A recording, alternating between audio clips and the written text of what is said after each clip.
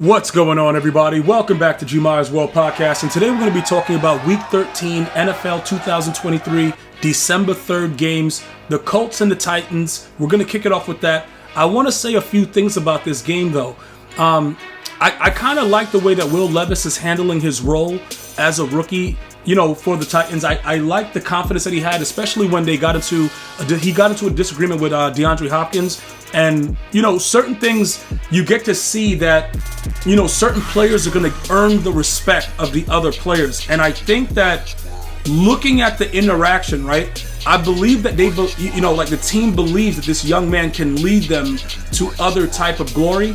Obviously, I told you guys from the beginning, Tannehill was straight garbage. All right, so anything at this point is better than him. But that was one of the things, the bigger takeaways that I took away from the game. I like to see growth in these younger players and understand you're playing with grown men. So you can't be, you can't be acting as if, okay, you're scared to say what you have to say, especially at the that is the most important position in the game. So I always feed off of what the quarterback is doing and how people handle the interactions, and that was good to see.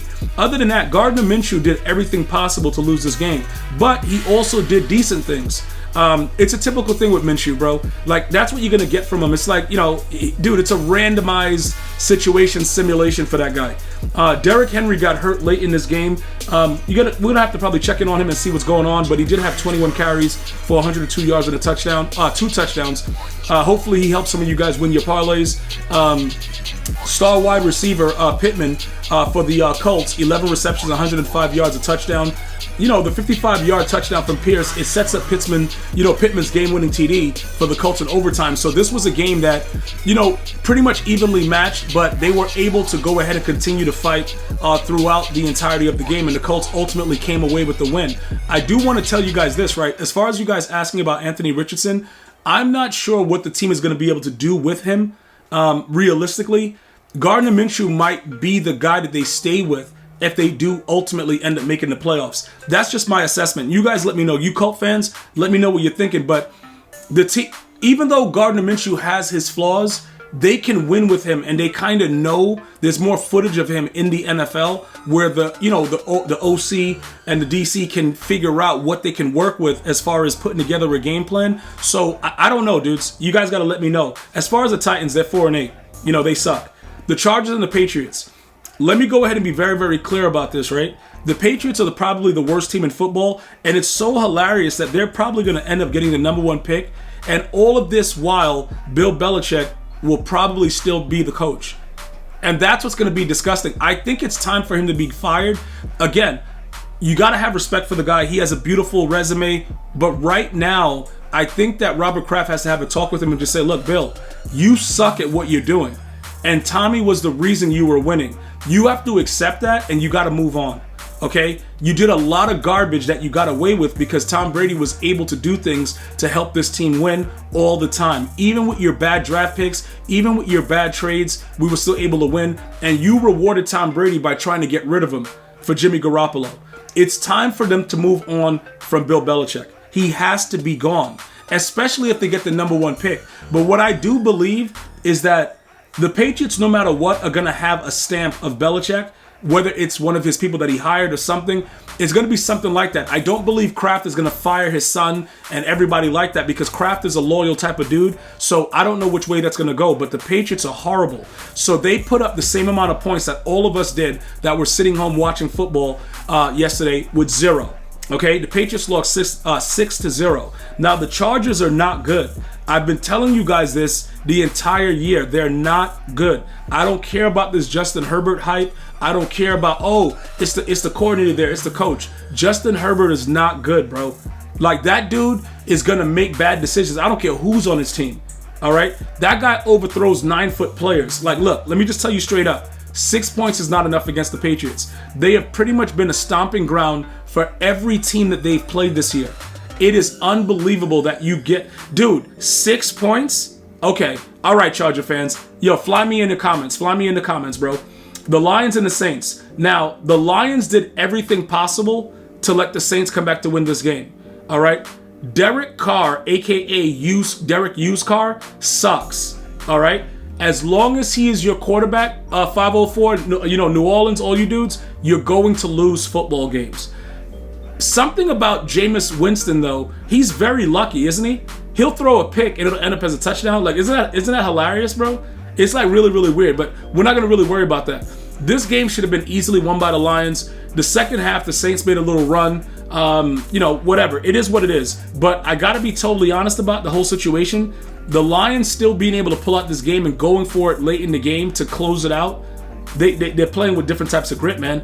You know what I'm saying? The Lions are still a very, very dangerous team, even with their quarterback sucking like that. You know what I'm saying? Like, they're still a very, very dangerous team. So I got to take a look at it, and I got to kind of evaluate it. But in the NFC, you're going to have to deal with the Lions. I don't care who you are. We're going to be talking about the Niners and the Eagles soon, but yo, bro, hey, y'all better watch out for them Lions. As far as the Saints, y'all don't got to watch out about nothing. Them dudes suck. The Falcons and the Jets, let me be very, very clear. It's a very bad scene at the quarterback position for the New York Jets, man. And I got to be totally honest, I don't really know what's going on. It's a very difficult situation that, with the way that everything is happening right now, I don't know what ultimately will be the result if they do bring back this other guy, Aaron Rodgers. I do not think Aaron Rodgers should come back this season. I just don't think that should happen. But at 4-8, maybe somebody will sit him down and say, look, bro, we can't make the playoffs. We suck. You know what I'm saying, bro? Maybe that will happen and we'll be good to go in that regard. But as of right now, the Jets, if they had Trent Dilfer, dog, like anybody, bro, Ryan Leaf, like just anybody, bro, Jamarcus Russell, they would be probably like 7-5 right now. Their quarterback situation is so bad. And the Falcons suck. Like, let's just be honest. Bijan Robinson, they were pretty much locked up. The Jets play great defense. They just don't have anybody that can throw the damn ball. That's what it's so frustrating to watch, bro, because they built everything around Aaron Rodgers and the dude gets injured in the first game. It sucked, but so does the Falcons. The Cardinals and the Steelers. Steelers are terrible, dude. They're 7-5. You fired Matt Canada. Then what happened? You see what I'm saying, bro? You fired Matt Canada and you come out and run the same offense. Like, dude, you lost to Kyler Murray, who the entire game was just thinking about playing Call of Duty. Steelers, bro, you guys suck. I'm not even going to go into this deep. The Cardinals are not going to make the playoffs, so we don't need to go into that and talk about their numbers. It's just the Steelers are terrible, and we don't know what's going to happen. Dolphins and the Commanders. Sam Howell, he's not a franchise quarterback. I was fooled earlier in the season. He's not a franchise quarterback. All right? Tyreek Hill, 5 receptions, 157 yards, 2 TDs. A chain, 17 carries, 73 yards, 2 touchdowns. Tua, 280 yards, 2 touchdowns. 45-15. The Commanders suck. Nothing else to talk about with that game. Tyreek Hill, bro. I don't think we've ever seen this. Have we ever seen this in the NFL before? Dude, I don't know what the hell's going on. I'm going to tell you this, though. The Commanders suck. And we're going to keep it moving. Broncos and the Texans. Bro, it stopped. Your win streak is over, dudes. I had to listen to Bronco fans tell me, oh, we on a win streak. Oh, yeah, we got Russell Wilson. Bro, that boy Stroud went in there and handled some business. You know what I'm saying, dude? Hey, CJ Stroud, good stuff, boys. Listen, Russell Wilson had a chance at the end of the game to make a move and, obviously win the game. He Russell Wilson it, dude, and threw a pick. But we're not worried about that. The bottom line is CJ Stroud, is he the rookie of the year, boys? Offensive rookie of the year? Like, tell me, let me know right now. Like, is he that dude? Let me know. Is he that dude? And I want to know now. And don't lie, or I'll know. Panthers and the Buccaneers. Buccaneers are 5-7, and the NFC South sucks. But that long TD run, the 75-yard TD reception from Mike Evans, bro, that was pretty good. The Panthers, damn, dude, you took Bryce Young. GG's. Browns and the Rams. How the hell did we know how the Browns lost because they don't have a quarterback right now, but the Rams, dude, 36 points on that Browns defense. That was very concerning to me. Like, I'm not going to lie. I thought the one thing that the Browns had, aka #dogpound, was defense. When you give up 36 to the Rams, that's a problem. Okay? Matthew Stafford running around like he has 2 brand new knees. I'm done. You know what I'm saying, Browns? You guys are out of here. Niners and the Eagles, bro. I know you guys been waiting for this, right? The Niners and the Eagles. All right, so look. The Niners beat the brakes off the Eagles, right? And people are really, really motivated about saying that, in the NFC, the Niners are now the team to beat. Okay? So we're going to talk about that really quickly. The number one thing is this, right? The Eagles are 10-2. That's why I want everybody to calm down. The Eagles are 10-2. Just let's start there. All right? I know it's a bad loss. but at least they had it done now in the regular season before they get to the playoffs. All right, because now they have something to prepare for. Number 2, right? The Niners, Birdie, listen, I call him Birdie, Purdy. You know what I'm saying? He played out of his mind. 314 yards and 4 touchdowns. Unbelievable action. 17 carries, 93 yards for McCaffrey, and a touchdown. Deebo Samuel, he was the one that broke this game open. 4 receptions, 116 yards, and 2 touchdowns. That is unbelievable action. I'm going to tell you this right now. The Niners just had the way better day and overall game. Eagles defense didn't show up to play. The offense was very, very stagnant, and it just didn't matter. Early on, right, when they went into the half and it was 14-6, I thought it would be a situation where the Eagles usually come back. They've been one of the better teams in the second half when they've been down. So I thought that that's what would happen. And then the Niners came out and put up 28 in the second half. When you give up 28 points, you're going to lose the game. In the second half, like, bro, at any time when you're giving up that many points, especially when you're the Eagles, you're going to lose. Now, this beating was thorough. Okay, I saw a lot of smiles from Purdy. I saw a lot of smiles from the team. It looked at the end when both coaches, came to the middle to shake hands or whatever. You saw the Niners coach, Shanahan say something to him, and they kind of interacted on a positive note. But there was a lot of tussling. You can see that these teams are very competitive. There's been a lot of rumors about Roger Goodell wanting to tush push, ban next year. There's a lot of things surrounding the Eagles and the Niners. I do ultimately believe. And I know that some of you guys, like Cowboy fans, are going to be mad at me, but I do believe that the NFC goes through the Niners and the Eagles. One of those 2 teams are going to the Super Bowl. That's just my prediction. I don't believe the Cowboys are going. And I've been saying that for a while, but I just want to double down on it.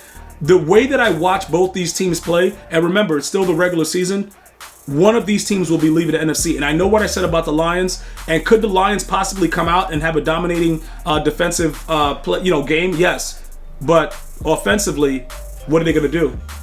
You know what I'm saying? Like that's the thing right there. Like I don't really feel offensively that the Lions have enough to be able to put up points. I do think defensively they can hold their own though. But ultimately, I really don't believe that they will be able to put up the points that they're going to need to win when it comes down to it in the playoffs. So I do believe the Niners and the Eagles are the team to beat in the NFC. The Niners right now, they would have to be I would say they're the number 1 team. I would honestly have to say that they're the number 1 team, without a doubt. Like that's just my opinion there. And going forward, the Eagles are going to have to come back and handle business. But with that kind of firepower that Purdy has, when they're all healthy and ready to go, that team is very, very dangerous. So clap it up, Niners. Right now, I would say, yeah, you're the number 1 team in the NFC. The Chiefs and the Packers. Now, this is what I don't understand, right? There was a lot of crazy penalties. There was a lot of things that weren't called. And I get that. But I believe, and like I said, I'm not for either team. I don't care. It's nothing vested in this for me either way. All right? I don't care about either one of these teams winning. But the calls were fluky on both sides. Okay? It wasn't like it was one-sided. You had the penalty with the Packers. You had the pass interference Chiefs. Like all this stuff. I don't want to hear it. The Chiefs have some really, really bad losses. Okay? It started off with the Lions for game 1. This is not the way that you should be playing right now. Again, we have to wait to kind of see what happens, but I don't like the way the Chiefs have been losing as of late. I just don't like it. And when you lose to the Packers with Jordan Love, and Jordan Love throws for 3 touchdowns, I don't believe in that defense that Mahomes was talking about. Mahomes was talking about defense is back and this and that. No, you're not, dude. The Chiefs have a lot of work to do. So right now in the AFC, it's a toss-up, bro. Like again, it's a real toss-up. The NFC, I could be very confident that the Eagles or the Niners are going to the Super Bowl. The AFC, I don't know. I don't know which way to go. Is it the Ravens? The Chiefs? Like, dude, dude, listen, man. The way that dudes are playing right now, the Ravens might end up going to the Super Bowl, man. I'm just gonna say it. Because dudes are not showing any kind of dominance, and it's like, okay, bro, you're gonna go out there and lose to the Packers. Now the Packers are 6-6. The NFC North is looking like a toss-up for anyone to go and do whatever. Bro, the league is just really, really crazy. But like I said, I just want to give credit where it's due. Jordan Love played a hell of a game, and we got to give that young man credit because everybody bashes him when he plays bad. He played well. Okay, limited turnovers. He's not doing anything ridiculous, and they were able to pull out this victory. But the bigger thing is on the Chiefs. The AFC, look, bro, this is probably going to be the best Super Bowl, best playoffs ever. I promise you, because we don't know. A lot of us don't know what the hell is going on. The Texans may even go in there in the AFC and upset the Chiefs. Just watch it, bro. This can get really, really nasty really, really quick. I promise you. I want to thank you guys for listening this week. Hopefully you guys are back with me tomorrow for Monday Night Football. I'm going to see you guys and girls next time. You enjoy your day. Always remember, you could download this podcast for free. GmiasWorld Podcast, iTunes, iHeartRadio, Spotify. Hit me up. Going to see you guys and girls next time. One love, y'all.